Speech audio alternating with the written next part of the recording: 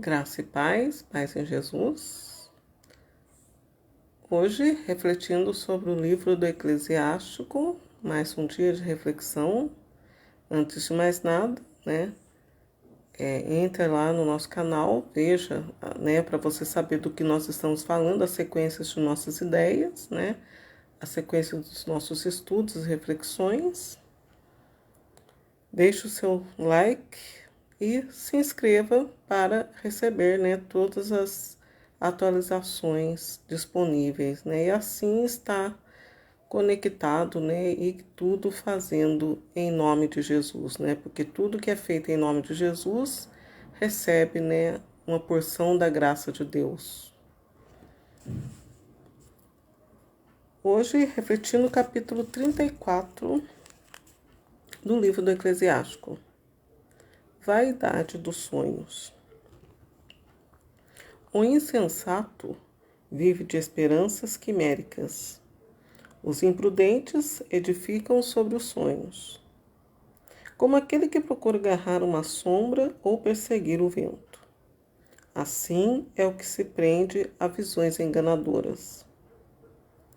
Isto, segundo aquilo, eis o que se vê nos sonhos. É como a imagem de um homem diante dele próprio. Que coisa pura poderá vir do impuro? Que verdade pode vir da mentira? A adivinhação do erro, os argúrios mentirosos e os sonhos dos maus, tudo isso não passa de vaidade. O teu coração, como de uma mulher que está de parto, sofrerá imaginações. A menos que o Altíssimo te envie uma visão, não detenhas nelas teu pensamento. Pois os sonhos fizeram errar muita gente, que pecou porque neles punham sua esperança. A palavra da lei se cumpre integralmente, e a sabedoria torna-se-á evidente na boca do homem fiel. A experiência. Que sabe aquele que não foi experimentado? Um homem de grande experiência tem inúmeras ideias. Aquele que muito aprendeu fala com sabedoria. Aquele que não tem experiência pouca coisa sabe. Mas o que passou por muitas dificuldades desenvolve a prudência. Que sabe aquele que não foi testado? Que sabe aquele que não foi tentado? O que foi enganado abundará em sagacidade. Vi muitas coisas em minhas viagens, muitos costumes diferentes. Algumas vezes encontrei-me em perigo de morte, mas fui libertado pela graça de Deus. Proteção de Deus àqueles que o temem. O espírito daqueles que temem a Deus será procurado. Será abençoado quando Deus olhar para eles. Com efeito, sua esperança está posta naquele que o salva. E os olhos de Deus estão voltados para aqueles que o amam. Aquele que teme ao Senhor não tremerá. De nada terá medo, pois o próprio Senhor é sua esperança. Feliz a alma do que teme ao Senhor. Para quem olha ela, e quem é a sua força? Os olhos do Senhor estão voltados para aqueles que o temem. Ele é um poderoso protetor, um sólido apoio, um abrigo contra o calor, uma tela contra o ardor do meio-dia, um sustentáculo contra os choques, um amparo contra a queda. Ele eleva a alma, ilumina os olhos, dá saúde, vida e bênção. Os sacrifícios. A oferenda daquele que sacrifica um bem mal adquirido é maculada, e os insultos dos injustos não são aceitos por Deus. O Senhor só se dá àqueles que o aguardam, no caminho da verdade e da justiça. O Altíssimo não aprova as dádivas dos injustos, nem olha para as ofertas dos maus. A multidão dos seus sacrifícios não lhes conseguirá o perdão dos seus pecados. Aquele que oferece um sacrifício arrancado do dinheiro dos pobres é como que degola o filho aos olhos do pai. O pão dos indigentes é a vida dos pobres. Aquele que lhe tira é um homicida. Quem tira de um homem o pão do seu trabalho é como um assassino do seu próximo. O que derrama o sangue e o que usa de fraude no pagamento de um operário são irmãos. Um constrói, o outro destrói. O que lhe resta senão a fadiga? Um ora, o outro maldiz. De qual ouvirá Deus a voz? Se aquele que se lava após ter tocado um morto torna a tocá-lo, de que lhe serve ter se lavado? Assim se porta o homem que jejua por causa dos seus pecados e torna a cometê-los. De que lhe serve ter se humilhado? Quem ouvirá a sua prece?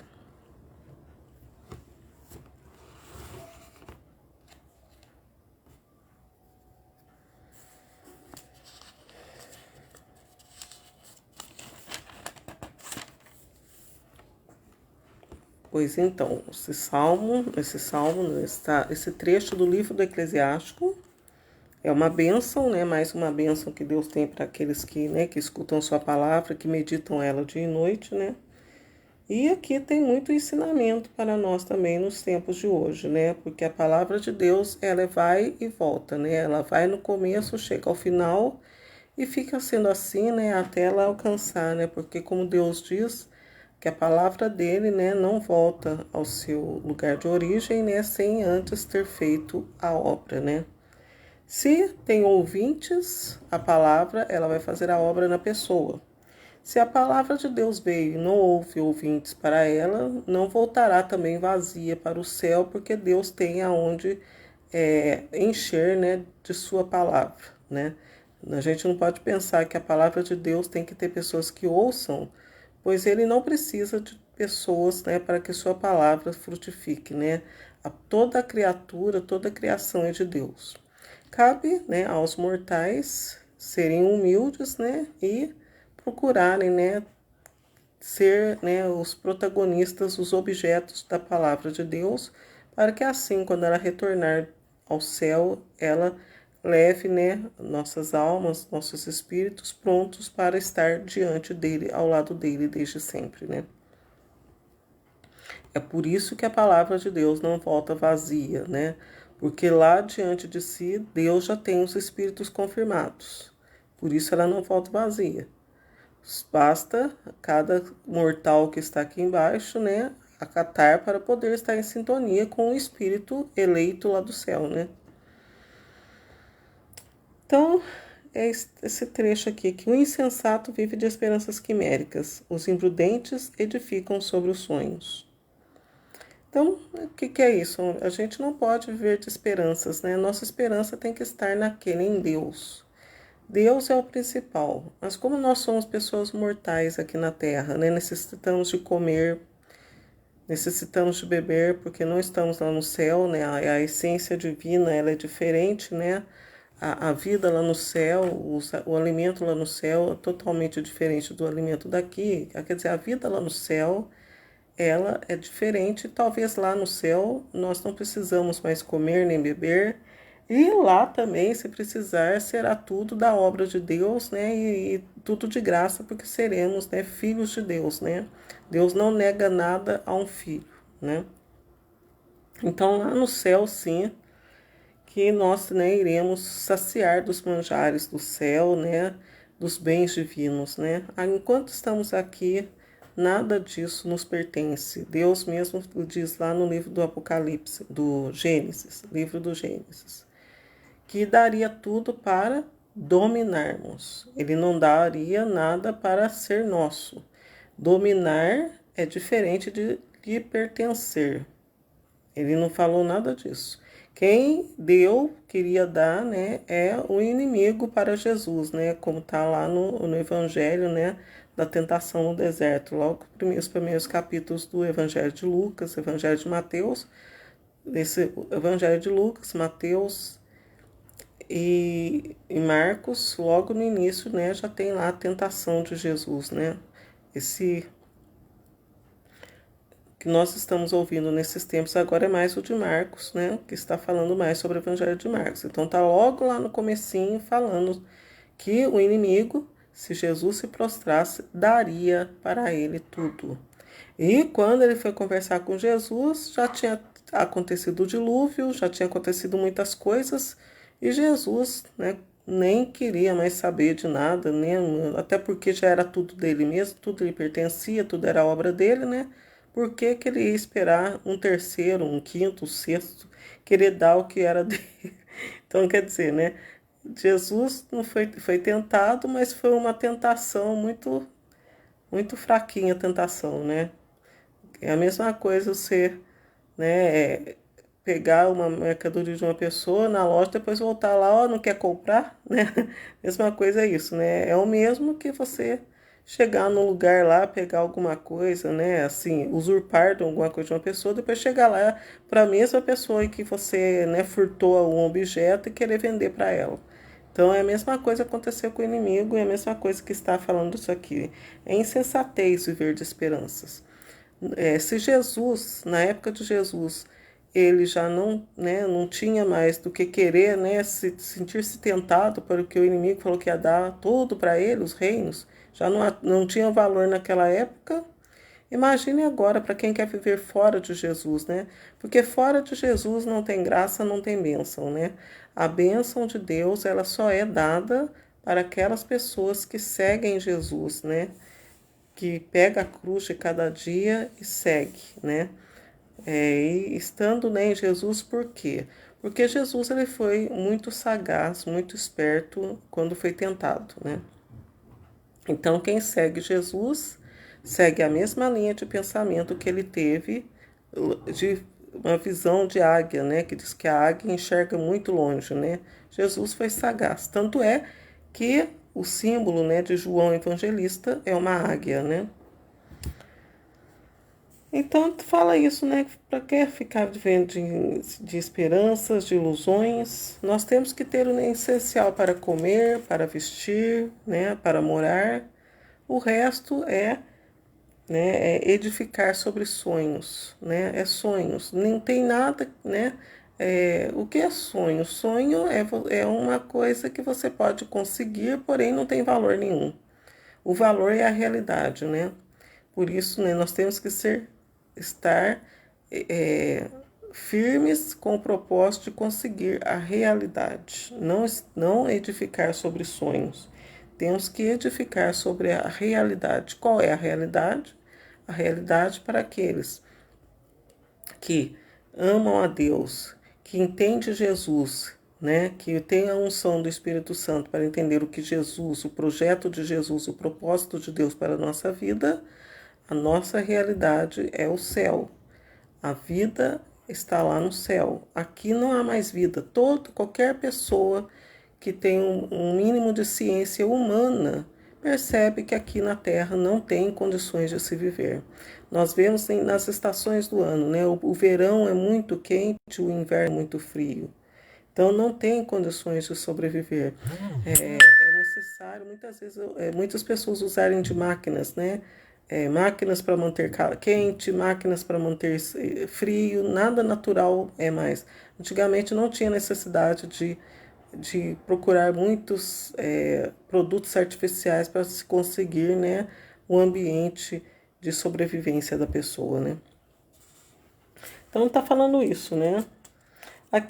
Depois aqui tá falando, pois os sonhos fizeram errar muita gente que pecou porque neles punha sua esperança. Então temos que pôr a esperança na realidade. O sonho, até mas você fala assim, na esperança nem a realidade. Então, se eu for pôr a esperança na minha realidade, a realidade que eu vivo é de guerras, é de fome, é de peste, né? É de homicídios. Então, não é a realidade. Tudo isso é o sonho. Todas as tragédias, as catástrofes são edificações sobre o sonho. A realidade está no céu, né? Tudo isso que nós vemos aqui, que você pode falar, querer, né, contrapor o que eu estou falando aqui, vai falar, então, não, isso não é realidade, isso é exatamente o sonho. A realidade está no céu, né? Porque o sonho, ele pode ser destruído, e a realidade não, né?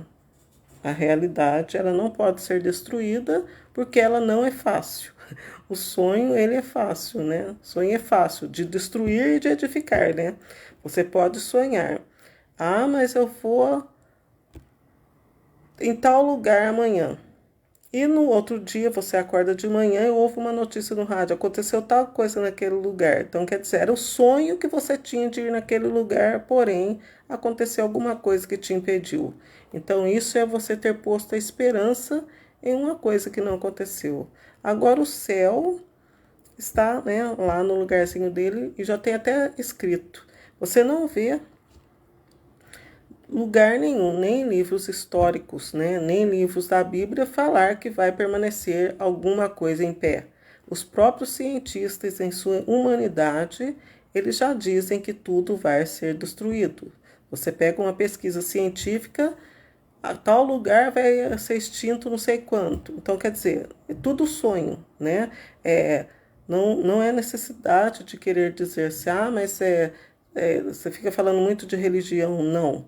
A própria humanidade já comprova que tudo terá um fim. Então, aqui está falando da vaidade dos sonhos. Depois fala a experiência. A experiência entra aqui na experiência científica também, né?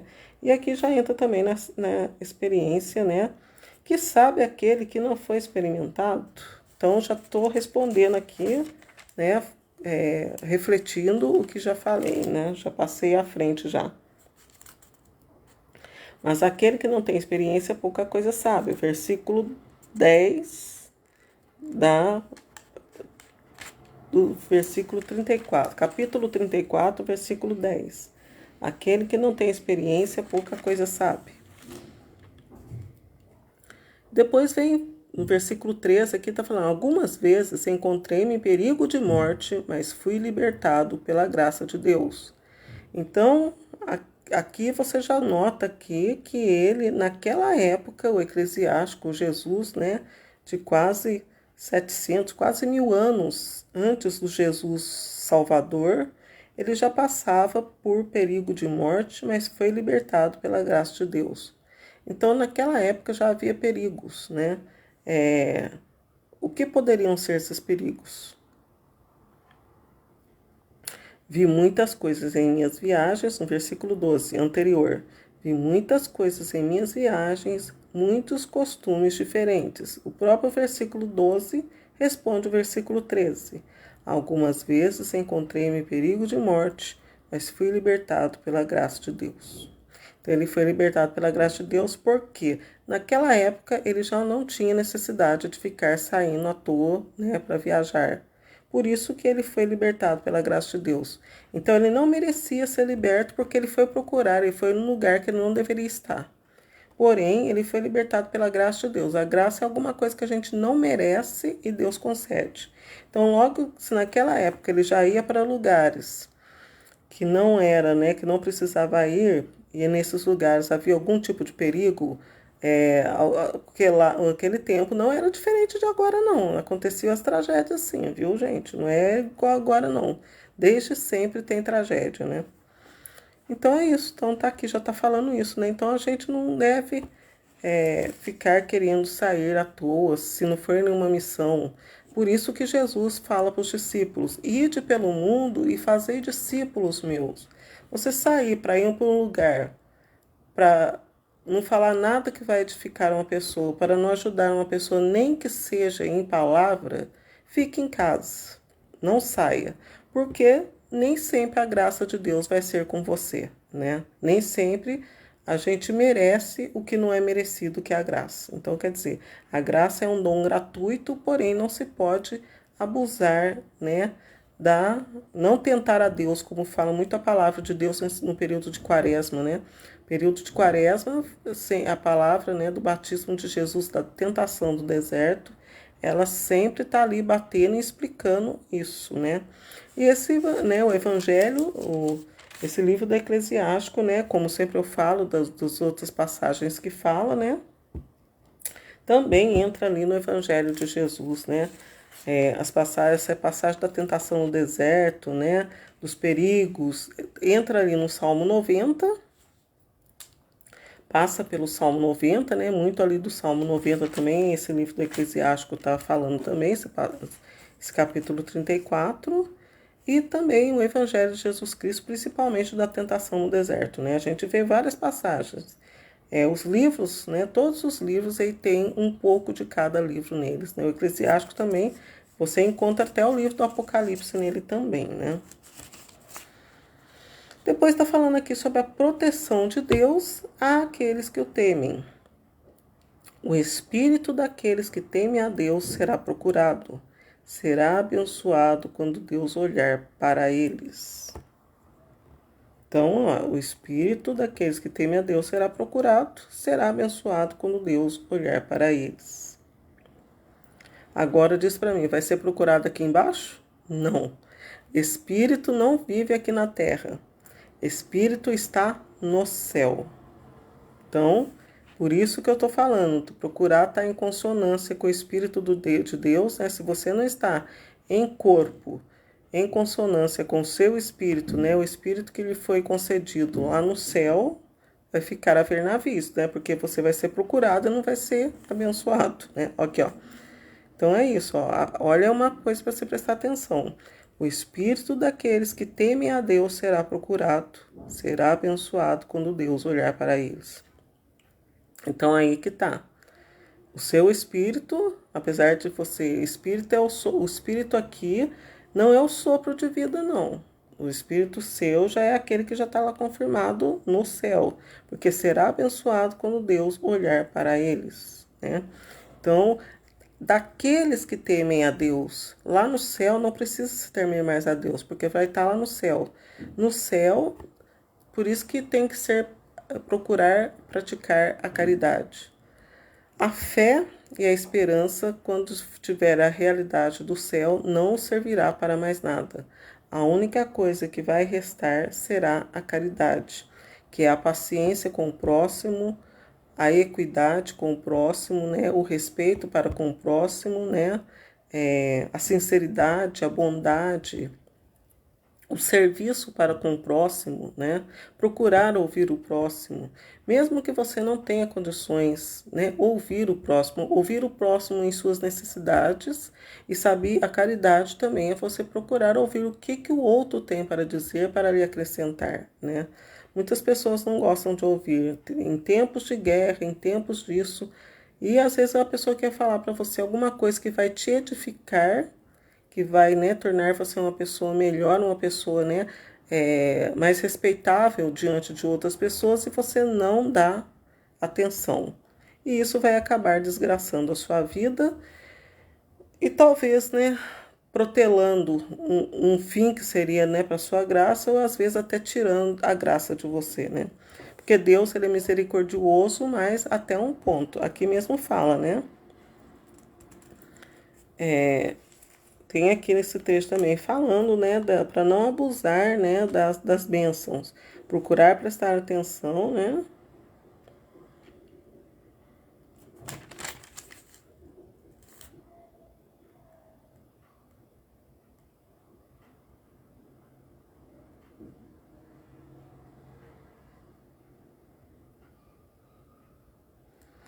Aqui, versículo 8 aqui do capítulo 34 já está falando aqui, ó. A palavra da lei se cumpre integralmente, e a sabedoria tornar-se-á evidente na boca do homem fiel. Então, quer dizer, não abusar, né, da misericórdia de Deus, porque a sabedoria tornar-se-á evidente na boca do homem fiel. Então, se você não for fiel, Deus, ele, né, Abraão foi uma pessoa. Não queira achar que você será um outro Abraão na vida de Deus, porque não será, né? Abraão foi Abraão. Tanto é que Jesus diz lá para os saduceus, para os fariseus, antes que Abraão fosse, eu fui. Então, quer dizer, antes que alguém pusesse algum status, né, em Abraão, eu fui. Então, Abraão era para alguém, né? Mas Jesus, antes que Abraão fosse uma pessoa, né, de respeito conceituada, Jesus foi. Então, quer dizer, Abraão, ele foi obra de misericórdia. Agora eu sou obra de méritos, né? Então, quer dizer, não queira achar que você seria igual a Abraão, porque nem todo mundo tem a sorte que Abraão teve, né? E aqui fala, né, que a oferenda daquele que sacrifica um bem mal adquirido é maculada, e os insultos dos injustos não são aceitos por Deus, né? O Senhor só se dá àqueles que o aguardam no caminho da verdade e da justiça. O Altíssimo não aprova as dádivas dos injustos, nem olha para as ofertas dos maus. A multidão dos seus sacrifícios não lhes conseguirá o perdão dos seus pecados. Então, né, em um mundo que tudo é fácil, tudo é multidão, né, isso não valerá. Mais vale, como tá, né, Jesus até fala lá no Evangelho do episódio da viúva, né, ela só tinha 2 moedinhas, né, e Deus gostou, porque ela estava sendo honesta diante de Deus, porque Jesus veio para salvar aquelas pessoas que estavam presas nas misérias, como que os outros estavam dando do que lhes sobravam, né? Então, a viúva, ela estava vivendo a realidade do céu. Ela não edificou a vida dela no sonho. Ela edificou a vida dela na realidade dos céus, né? E aqueles outros não. Então está falando que os bens, né? Os bens mal adquiridos, né? Então entra aqui também, essa parte aqui entra no Evangelho da viúva, lá no Evangelho que Jesus fala da viúva no templo, né? Que a viúva, que os ricos lá ofereciam do que lhes sobravam. E a viúva, na indigência dela, ela ofereceu, né, no tesouro de Deus lá, né? No retorno que teria que ser dado a Deus, tudo aquilo que ela tinha, porque Deus sabe que a obra dele já estava no final, já sabia que os recursos já estavam esgotados. Deus, você pode achar, mas aquela era 2.000 anos atrás. Deus é Deus, Deus ele enxerga, desde lá o começo até o final, porque foi ele que criou tudo, o começo e o fim. Então, quer dizer, Deus sabia naquela época que já não tinha mais recursos, por isso que ele enviou Jesus, para ver aonde que está, qual que era o pé certinho, né? Para ele, na pessoa de Jesus, ele ter, né? Ele não poder, no dia do julgamento lá, ninguém chegar a falar para Deus, mas você não sabe de nada. Aí assim, eu já sabia, ainda fui em carne para, né, viver a realidade de vocês lá. Então, quer dizer, Deus, ele desceu aqui à Terra para viver a nossa realidade, né? E vivendo a nossa realidade, tendo mais uma misericórdia com a humanidade, ele procurou fazer o que seria possível ainda diante do adiantado de sua obra, que já estava aqui no tempo, né? A obra de Deus aqui no tempo já estava em 4.000 anos, e Jesus, né? Infelizmente, Jesus, para conseguir salvar, né? Ele teve que se estender em grandeza diante de Deus até os 6.000 anos, 7.000 anos, e nós, né, em sua grandeza, estarmos inseridos em sua grandeza. Por isso que não há salvação fora de Jesus, porque a grandeza de Jesus, o seu sangue, né, o seu sacrifício, se tornou sombra para nós. Então nós estamos debaixo da sombra de Jesus. Então, por isso que o conselho de pessoa, né, que apesar de não estar perto de você, de uma pessoa que lhe respeita, corra para estar sob o abrigo de Jesus, da proteção de Jesus. Nem do seu sangue, mas da proteção da palavra, do memorial da paixão de Jesus. Então corra, porque não há salvação fora da sombra de Jesus.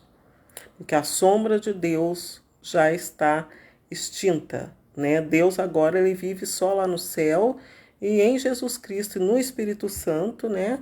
O Espírito Santo é aquele que ainda, né, em sua suavidade, ainda segura as coisas aqui na terra. Quando o Espírito Santo, né, for se juntar na Trindade perfeita, definitivamente não haverá mais vida na terra, nem como se viver na terra. Não haverá mais ar, não haverá mais chão, não haverá mais nada, né? E é isso que diz, né?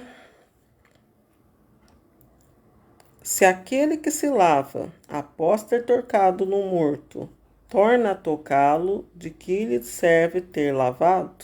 Assim é, quando você fizer a opção por Jesus, procurar se manter firme, por mais que apareça os inimigos, né, os tinhosos da vida, como aconteceu com Jesus. Não saia do caminho de Jesus, não esmoreça na fé, não volte atrás. Siga o caminho de discipulado, né, o caminho do Espírito Santo, de batismo no Espírito Santo. Porque aqui diz na palavra: se aquele que se lava após ter tocado no morto torna a tocá-lo, de que lhe serve ter se lavado?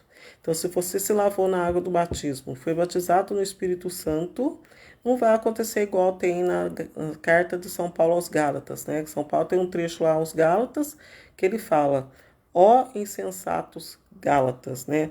Vocês começaram pelo Espírito e terminaram pela carne, né?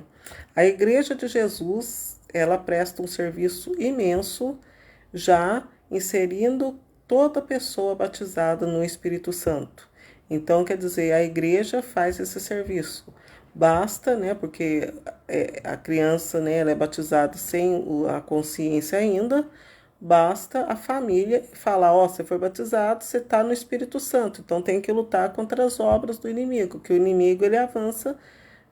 A própria igreja, desde pequena, já introduz, né, o batizado no reino de Deus.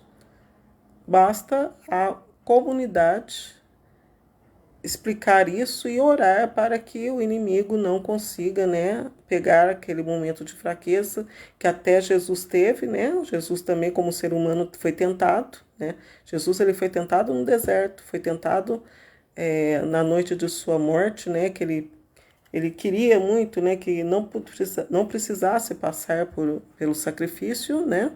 Jesus foi tentado.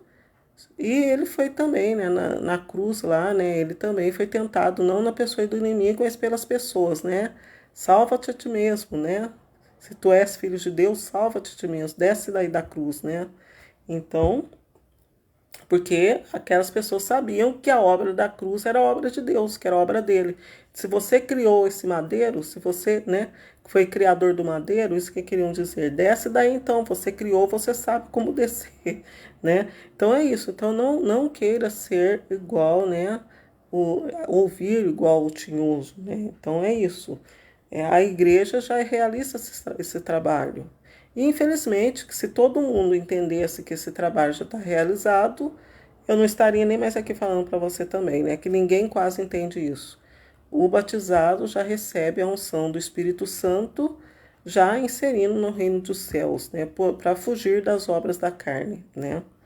Então, é isso aí que diz esse capítulo, desde o lado do começo, né, da criação do mundo. Você vai perguntar, mas onde que está a criação do mundo? Justamente nisso, né? O batizado, ele já é inserido na igreja do reino de Deus. A criação do mundo não era o reino de Deus ainda, era a criação do mundo daqui, né? Assim, terminando a reflexão, assim se porta o homem que jejua por causa dos seus pecados e torna a cometê-los. De que lhe serve ter se humilhado? Quem ouvirá a sua prece? Então, é isso aí, gente. Então, procurar sempre escolher Jesus, né? Sempre procurar morrer em Jesus Cristo, né? Não procurar salvar a sua vida. Então, quando você passar por alguma coisa, não procurar salvar a vida, né? Muitas vezes, às vezes, a pessoa, você não faz isso, senão vai acontecer aquilo, né? Assuma, né? A gente assumir, tudo é alegria, né? Assuma, né? Só o fato de você assumir, você já vai estar perdendo a vida. Assume lá que você não sabe resolver um problema para você ver o que vai acontecer com você, né? Então é isso mesmo. Deus abençoe, espero ter ajudado. Até uma próxima vez, se Deus quiser.